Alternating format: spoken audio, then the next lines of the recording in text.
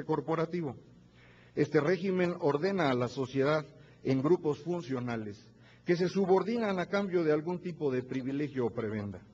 Este arreglo, llamado por algunos capitalismo de compinches, no lleva a la generación de riqueza, sino a la distribución de ella, no precisamente de ricos a pobres, sino de quienes no están organizados a quienes sí lo están. Es decir, de las clases medias y de los trabajadores no organizados, hacia los sindicatos, centrales campesinas, empresarios y universidades que viven desde la fundación del régimen de lo que producen los demás. Este régimen de privilegios es, por definición, un régimen sin respeto a los derechos de propiedad o los contratos, o dicho más ampliamente, sin respeto por el Estado de Derecho.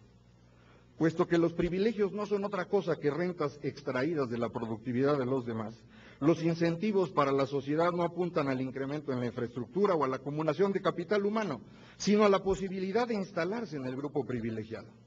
Los niños y jóvenes mexicanos no ven en su desarrollo profesional oportunidad de éxito, sino en la posibilidad de instalarse en el sindicato de sus padres, dedicarse al crimen organizado o estar, de la manera en que sea, en alguno de los grupos que perciben rentas.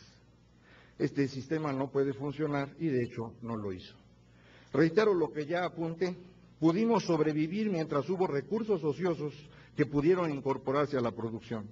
Pero cuando esto terminó a mediados de los 60, el país debió endeudarse para continuar repartiendo pensiones impagables a los sindicatos o mercados cerrados a los empresarios. Cantarell pospuso 30 años esa pregunta que hoy nos hacemos.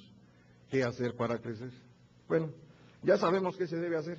Es algo que los estudiosos han logrado conocer en fechas muy recientes.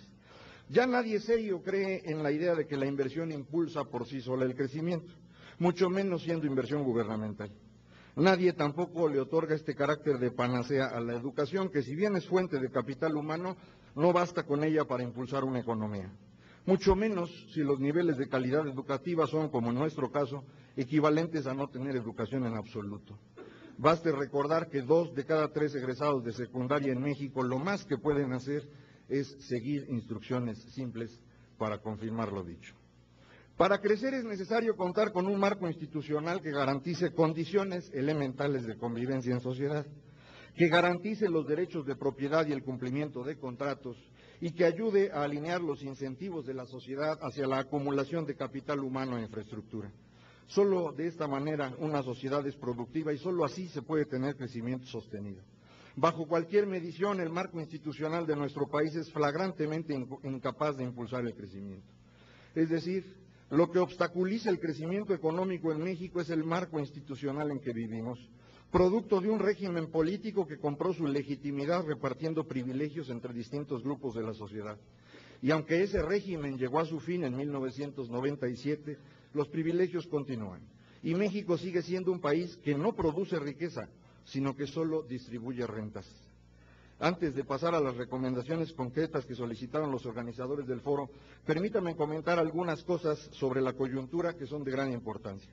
Como se ha dicho, enfrentamos una crisis global de gran magnitud. Esta crisis es producto del exceso de consumo de las sociedades ricas, en particular de Estados Unidos.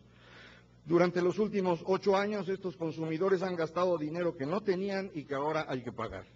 El monto que se ha gastado en exceso supera el 20% del PIB de los Estados Unidos y no podrá ser absorbido fácilmente. Dicho en otras palabras, podemos esperar una contracción general que implica que la industria de Estados Unidos recuperará el nivel que tuvo en 2007 hasta 2013. No se trata de la Gran Depresión, pero sí es la crisis más grave desde entonces. Puesto que esa industria es el gran cliente de México, es de esperar que tendremos dificultades para crecer, al menos por este periodo.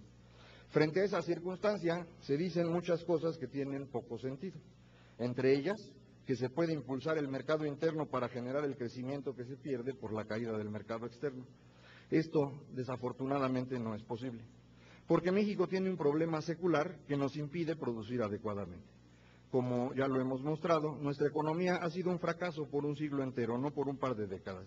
En términos de economista, el problema de la economía mexicana es de oferta, no de demanda.